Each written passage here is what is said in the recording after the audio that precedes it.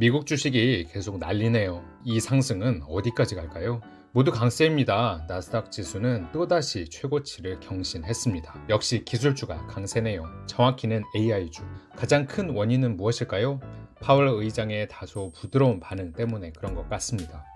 이미 인플레이션이 어느 정도 진정되면 연내에 금리 인하를 시사한 바 있지요. 특히 인플레이션이 둔화된 것을 보면서 연준에서 금리를 내릴지도 모른다고 생각하는 것 같습니다. 그래서 그런지 페드와치에서도 6월 내로 금리 인하 가능성이 90%를 넘어가고 있습니다. 페드와치는 페드에서 앞으로 금리를 어떻게 될지 예측을 보여주는 곳입니다.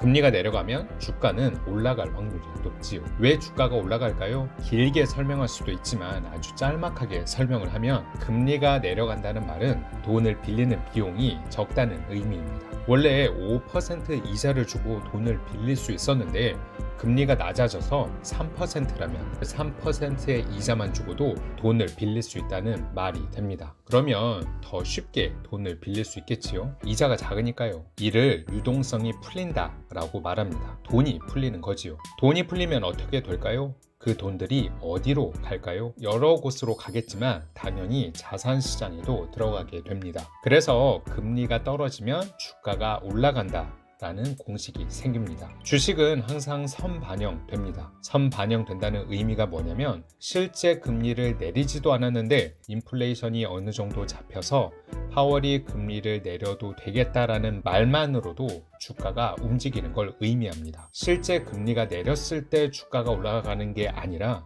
금리가 내려갈 거라는 말이나 생각만 있어도 주가가 미리 반영해서 올라간다는 거지요. 엔비디아가 4% 이상 올랐고 브로드컴과 ASML도 2% 이상 상승했습니다. TSMC도 5% 이상 상승했습니다. 마이크로소프트도 올랐네요. AI5, 곧 엔비디아, 마이크로소프트, TSMC, 브로드컴, ASML 모두 상승했습니다. AI 기세는 정말 무섭네요. 기술주와 기술주가 아닌 주 사이의 간극이 점점 더 커지고 있습니다. 최근 블룸버그에서 나온 자료입니다. S&P 500 안에서 Magnificent 7, 곧 애플, 마이크로소프트, 알파벳, 테슬라, 아마존, 메타, 엔비디아의 주가와 아닌 다른 주식의 전체를 비교해 보시길 바랍니다. S&P 500 전체가 올라가고 있는데 M7을 제외한 다른 주식의 전체 성장률은 상대적으로 저조하네요. 이런 현상은 더 지속되겠지만 이런 때일수록 소외된 주식을 잘 봐야 할 시기입니다.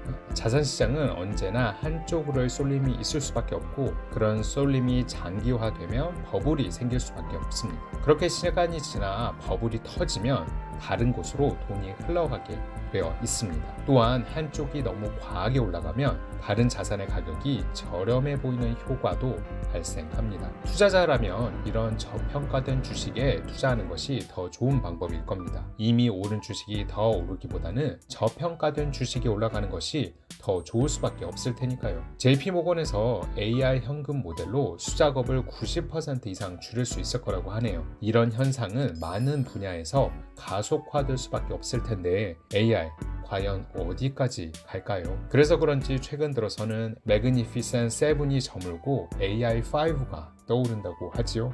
아마 앞으로 소프트웨어 회사, 곧 마이크로소프트, 알파벳, 오픈 AI 등이 어떤 수익을 올리는지에 따라 윤곽이 더 뚜렷해지지 않을까 싶습니다. 당장은 하드웨어 기업들은 좋을 겁니다. AI를 위한 데이터 센터 초기 투자가 많아지니까요. 그런데 AI가 실제적으로 효용 가치가 높으려면 소프트웨어 기업들의 실적이 좋아져야 합니다. 그들이 실제로 AI로 돈을 번다는 결과들이 증명되어야 한다는 것이지요. 아무튼 간극이 벌어지면 벌어질수록 저평가된 주식을 찾아보는 노력을 해보시길 바랍니다.